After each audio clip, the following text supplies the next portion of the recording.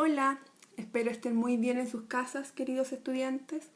Esta clase es una recopilación desde lo que empezamos con la primera guía, que es la guía número 2 de biología, ya de lleno con la unidad número 1, que tiene que ver todo con el material genético.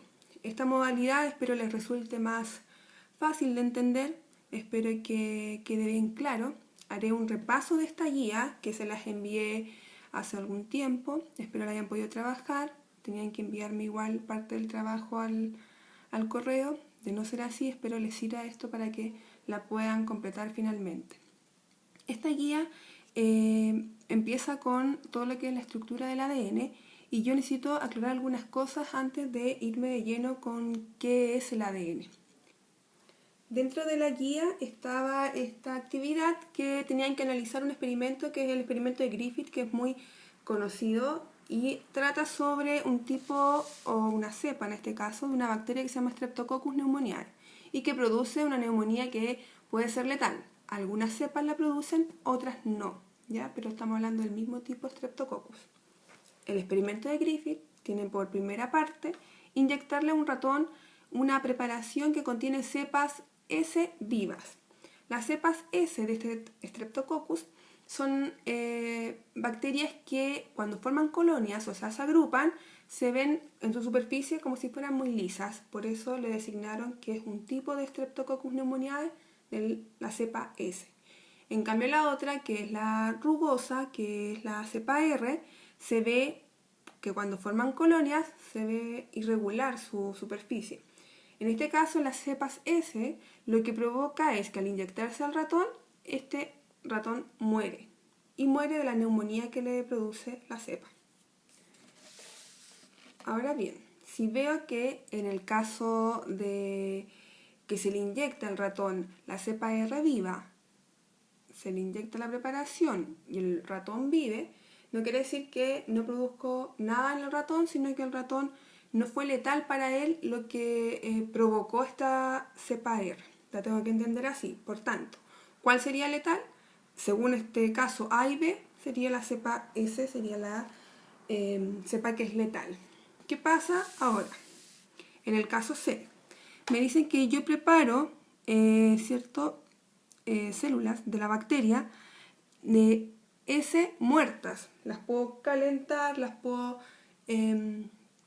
inactivar, ¿cierto? Principalmente con calor se inactivan y se le inyectan al ratón estas células de tipo S de la bacteria, que son letales, pero en este caso están muertas.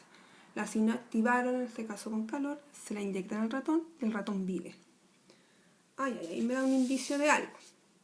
En el caso de D, toman las cepas R vivas, las mezclan con cepas S muertas, o sea, tomaron unas vivas que no son letales con unas cepas que son letales pero están inactivadas. Esa preparación se la inyectan al ratón y el ratón muere. Este experimento, que tiene ya sus años, llevaron al científico Griffith a decir que había algo que podía producir que una cepa fuera letal y en el caso de que no estuviera este algo, esta cepa fuera inofensiva. Y ahí dijeron, bueno, hay algo que está determinando que una cepa sea letal y la otra no. Y ahí llegaron a la idea de genes y de que el ADN que contenía cada bacteria tenía ese algo o esa información que codificaba para cierta letalidad o no. Y el experimento que ustedes tenían que aquí analizar, ustedes tenían que llegar a una conclusión, ¿cierto?, de que una recombinación de una cepa R viva, que no es letal, que tiene su información para no ser letal, con una cepa S que está muerta, pero que aún así tiene su información genética, o sea, tiene su ADN intacto, se recombina y le traspasa a esta nueva generación de células por recombinación. Recuerden que las células, como las bacterias, tienen un proceso llamado conjugación donde mezclan su ADN, tienen que llegar a una descendencia o una generación de nuevas bacterias que son letales. porque esta S que estaba muerta le transfirió su información a la cepa R que estaba viva. Eso tendrían más o menos que haber escrito en sus respuestas. Este fue uno de los primeros experimentos, hay varios igual que permiten entender este concepto de ADN, pero este es como el más fácil de entender, de que hay algo que codifica una cierta característica para un cierto ser vivo. Por ejemplo, para nosotros, algunos tenemos el cabello color marrón, otros tenemos el cabello color más clarito, más rubio, ¿cierto? Y eso va a estar determinado en nuestros genes. Lo mismo en este caso con las bacterias, que tienen ciertas características. Ahora bien, un poquito de historia como para entender cómo surge esta estructura del ADN. Ya más o menos a principios de la década del 50, 1950, había una competencia en descubrir cómo era la estructura del ADN, porque sabían que ahí estaba toda la clave para entender cómo era el proceso de herencia y por tanto entender lo que era la genética y por tanto saber cómo modificarla, ¿ya? Entonces varios científicos se pusieron a trabajar en esto y aquí hay un equipo, el primer equipo, yo creo que el que dio el paso para entender la estructura del ADN estaba compuesto por Wilkins y Rosalind Franklin, ¿ya? Ellos estuvieron trabajando principalmente en descubrir cómo era la forma del ADN y trabajaron con difracción de rayos X, o sea, desviaciones de rayos de tipo electromagnéticos X, y llegaron a después de varios intentos, a una gran fotografía que se conoce como la fotografía 51, que es aquella que está acá.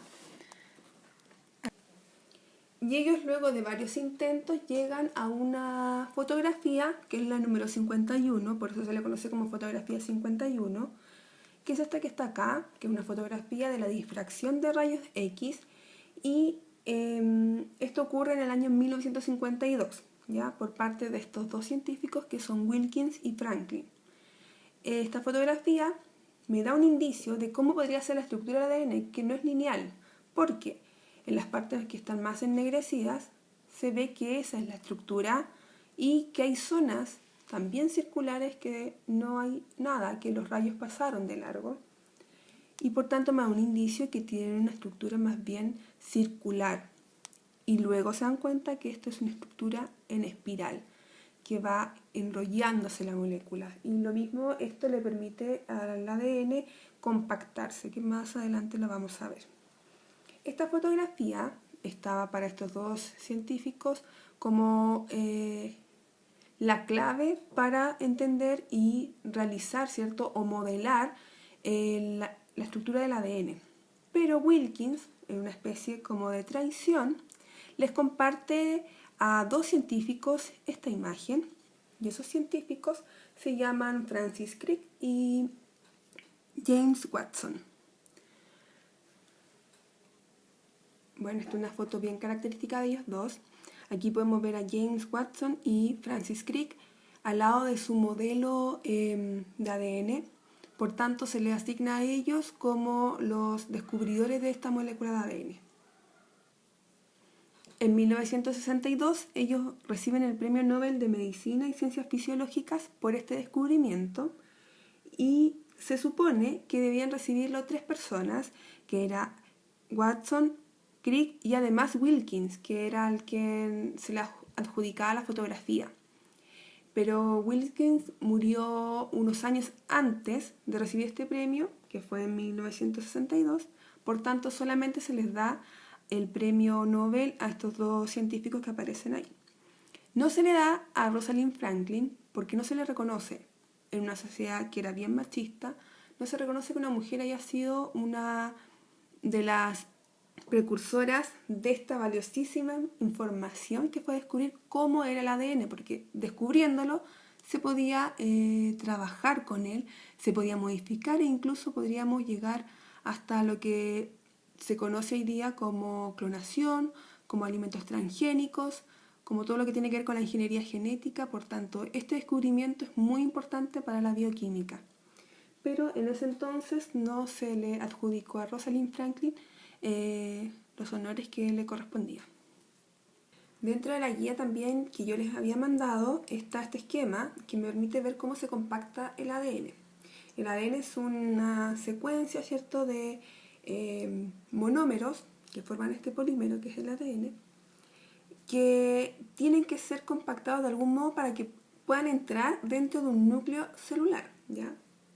Y en este caso nosotros tenemos mucha información en todas nuestras células y es tanta la información que si estiraríamos todo el ADN que tiene una persona adulta, llegaríamos como más o menos calculando a los 20.000 millones de kilómetros si estiráramos, desenrolláramos todo este ADN. Para que pueda entrar dentro de nuestros núcleos celulares, necesita compactarse. Primero, su primera compactación tiene que ver con este giro en su mismo eje, ¿cierto? Esta estructura se llama helicoidal y está formada cada giro por alrededor de 10 u 11 pares de bases. Más adelante voy a explicar lo que son las pares de bases, ¿ya? Este ADN se enrolla, a su vez ese hilo, ¿cierto? Ese que ya está enrollado, se va a enrollar 2 veces, 2 vueltas, por este set de proteínas que se llaman histonas. ¿Ya? Hay histonas 2, 3, 4, esos son los tipos de histonas que están, y una cuarta histona, que es la histona número 1, va a firmar este enrollamiento en cada uno de estos. Cada uno de estos paquetes que tienen 2 giros de ADN se llaman nucleosomas. Eso a su vez también se van a enrollar y van a formar una especie de bucle. Y este bucle, que está enrollado como si fuera una especie de resorte, se va a llamar cromatina. Por lo general la cromatina es el estado normal en que suele estar el ADN dentro de nuestro núcleo celular. Pero cuando tiene que dividirse la célula, tiene que estar en forma de cromosoma porque le es más fácil distribuir esta información. Para poder replicarse se tiene que desenrollar. Tenemos que tenerlo así y aún así más desenrollado todavía. Pero para poder reproducirse, duplicarse, generar células hijas, necesitamos que estén como cromosomas. El ser humano tiene 46 cromosomas en cada célula que está nucleada, que tiene ADN, y se les clasifican dentro de 23 pares de cromosomas, porque cada par tiene una, como se le dice, una procedencia de la madre y otra de la procedencia del padre. Y ahí es cuando la información se entrecruza y al azar uno tiene ciertas características que son combinaciones de ambos padres, ¿ya? Yo les había mencionado de que el ADN es un polímero que está formado por repetición de estructuras básicas que se llaman monómeros, ¿ya? Este monómero se llama nucleótido, que aparece en la guía también que yo les había mencionado. Cada nucleótido tiene un grupo fosfato, tiene un azúcar que en este caso se llama, que es una pentosa, que se llama ribosa, y tiene una base nitrogenada a su vez. Esto completo es la estructura básica del ADN, es el monómero del ADN, ¿ya? El ADN también tenemos que decir que es una biomolécula tipo macromolécula que está en la clasificación de los ácidos nucleicos, así como están las proteínas, los lípidos, los carbohidratos. Otra clasificación de esas macromoléculas son los ácidos nucleicos, donde está el ADN y el ARN, ¿ya? El ADN entonces contiene un azúcar, que es una pentosa por la forma pentagonal que tiene, el grupo fosfato y esta base. Las bases para el ADN, luego vamos a ver también una que aparece para el ARN. Dentro de las bases nitrogenadas que vamos a tratar para el ADN, porque después para el ARN me va a aparecer otra más, están estas dos grandes clasificaciones que son las purinas y las pirimidinas. Dentro de las purinas hay dos tipos, ¿cierto?, de bases nitrogenadas que son la adenina y la guanina. La adenina yo la simbolizo con una letra mayúscula para no escribir adenina y lo vamos a ocupar así, y la guanina con una G mayúscula. Ambas, si se fijan, tienen 2 anillos en su estructura, no así como las pirimidinas, que solamente contienen un anillo en su estructura. Ahí tenemos la timina con una T mayúscula para simbolizarla y representarla, y la citosina con una C mayúscula para representarla. Por ejemplo, aquí yo voy a mostrar un tipo de nucleótido. Tengo 4, ¿cierto? Voy a mostrar, no sé si alcanzarán a ver los dos últimos, que son con pirimidinas. Tengo el grupo fosfato, que es esa estructura, no es necesario que se la aprendan. La pentosa, que es este azúcar, ¿cierto? De 5 lados, 5 extremos. Y en este caso la pirimidina de un solo anillo es la citosina, la que me está mostrando ahí. Arriba pasa lo mismo con el fosfato, con el azúcar y con su anillo que representa la base nitrogenada timina. Eso es un nucleótido y tengo 4 tipos de nucleótidos distintos. Con esta imagen yo les voy a explicar algo muy importante que tienen que saber para cuando la próxima clase yo les hable de replicación. Esto lo tienen que saber muy bien. ¿Ya? Me voy a centrar principalmente aquí en la pentosa, en esta ribosa, que es un carbohidrato, un azúcar, que está formado por 5 esquinas. Una lleva un oxígeno, la vamos a escribir hacia arriba, ¿ya?